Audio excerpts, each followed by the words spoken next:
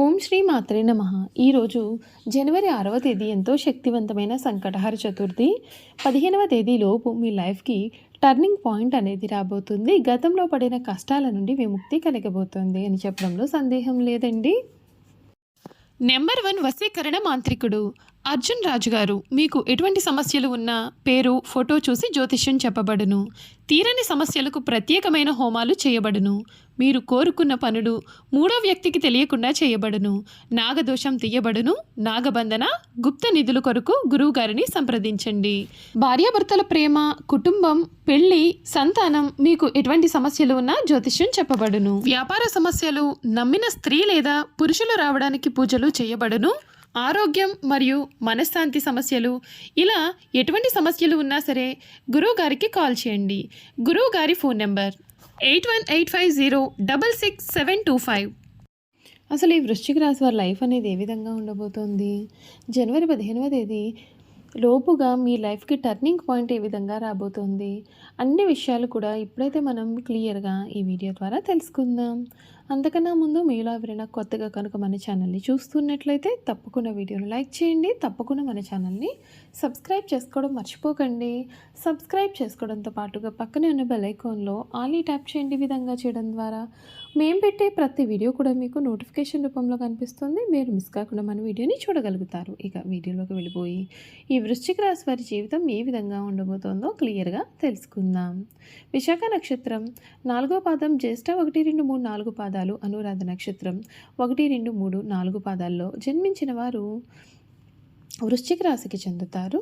ఈ వృశ్చిక రాశి జీవితంలో ఈ సమయంలో చాలా మార్పులు అనేవి చూస్తారు. వీరి యొక్క జీవిత జాతక స్వరూప లక్షణాలు అనగా వీరి సంపూర్ణ జీవితం ఏ విధంగా ఉండబోతోందో ఈ వీడియో ద్వారా మనం తెలుసుకుందామండి. ఈ వృశ్చిక రాశి వారికి చేపట్టిన పనులలో ఆటంకాలు ఏర్పడినా అధిగమిస్తారు. ఆపదలు తొలగుతాయి. సంబంధ బాంధవ్యాలను పటిష్టం చేసుకోవడం మంచిది. ఆచితూచి మాట్లాడాల్సి ఉంటుంది. విష్ణు సహస్రనామ పారాయణం, అష్టలక్ష్మి స్తోత్రం పఠిస్తే మీకు అంతా కూడా మేలు జరుగుతుంది. వ్యాపారంలో లాభాలు కనిపిస్తూ ఉన్నాయి. మీ బుద్ధిబలం, సమయస్ఫూర్తి కలిసి విషయాన్ని ఇస్తాయి. ఈ రాశి వారికి సమయం అన్ని విధాలుగా కూడా ఉన్న ఆటంకాలు తొలగిపోతాయి. మాటలలో ఆకర్షణ పెరుగుతుంది. పెట్టుబడులు అనుకూలంగా మారుతాయి. ఉద్యోగంలో ఒత్తిడి తగ్గుతుంది. అనవసరమైన ఆలోచనలు పక్కన పెట్టి అంతా కూడా మన మంచికే జరుగుతుంది అనే భావంతో ముందుకు సాగితే మనసు అనేది తేలిక పడుతుంది.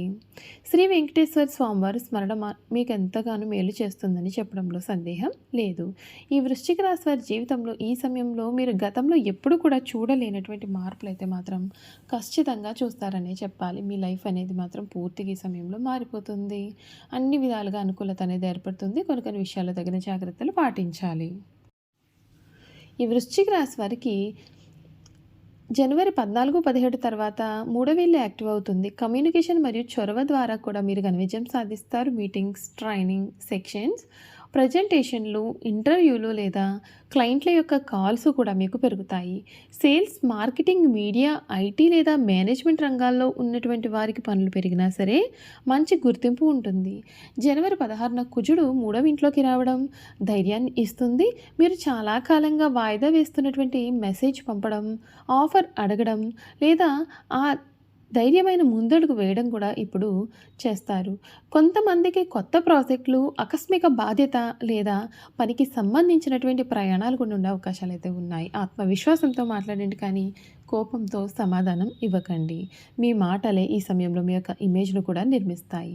ఈ నెల డబ్బు ప్రధాన అంశం. మొదటి భాగంలో ఆదాయం మరియు కుటుంబం యొక్క ఖర్చులు ఫోకస్లో ఉంటాయి. కొంతమంది పెద్ద కొనుగోళ్లు ప్లాన్ చేయడం, లోన్ మేనేజ్మెంట్ లేదా ఇంటి యొక్క ఆర్థిక పరిస్థితిని సరిచేయడం గురించి కూడా ఆలోచిస్తారు. 8వ ఇంట్లో గురుడు తరచుగా బ్యాకప్ మనీ గురించి ఆలోచింపజేస్తాడు. పొదుపు పెంచడం, ఇన్సూరెన్స్ తీసుకోవడం, అప్పులు తీర్చడం లేదా కుటుంబానికి దీర్ఘకాలిక భద్రత కల్పించడం గురించి మీరు ఆలోచిస్తారు. ఈ ఆలోచన సరైనదే.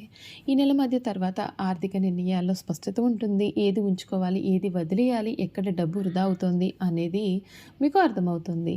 జీవిత భాగస్వామి, కుటుంబం లేదా ఆగిపోయిన నిధుల నుండి మీకు సహాయం అందే అవకాశం ఉంటుంది. 4వ ఇంట్లో రాహు కారణంగా ఇంటి సౌకర్యాలు, గ్యాడ్జెట్స్ లేదా రిపేర్లు లేదా వాహనాలపైన ఖర్చు పెట్టాలనే కోరిక కలుగుతుంది.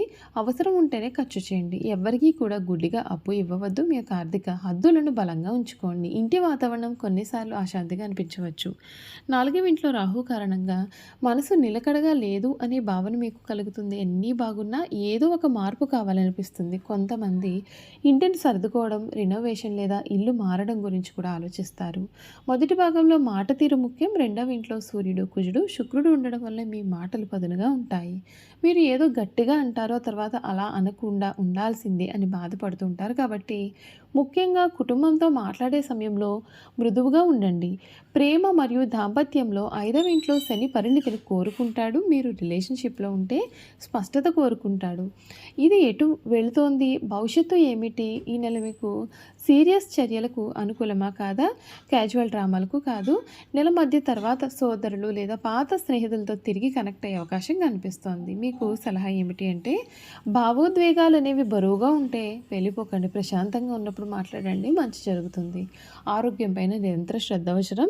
మొదటి భాగంలో గొంతు, దంతాలు, జీర్ణ వ్యవస్థ మరియు నిద్రపైన దృష్టి పెట్టండి. ఒత్తిడి శరీరం పైన ప్రభావం అనేది చూపవచ్చు. మీరు భోజనం మానేసినా లేదా సమయానికి తినకపోయినా సరే వెంటనే శరీరం స్పందిస్తుంది. ఈ నెల మధ్య తర్వాత శక్తి పెరుగుతుంది మరియు మీరు యాక్టివ్గానే ఉంటారు. కానీ 3వ ఇంట్లో కుజుడి వలన చిన్న చిన్న గాయాలు, భుజం, చేతి నొప్పులు లేదా ప్రయాణాల్లో అలసట అనేది కలిగే అవకాశం అయితే ఉంటుంది.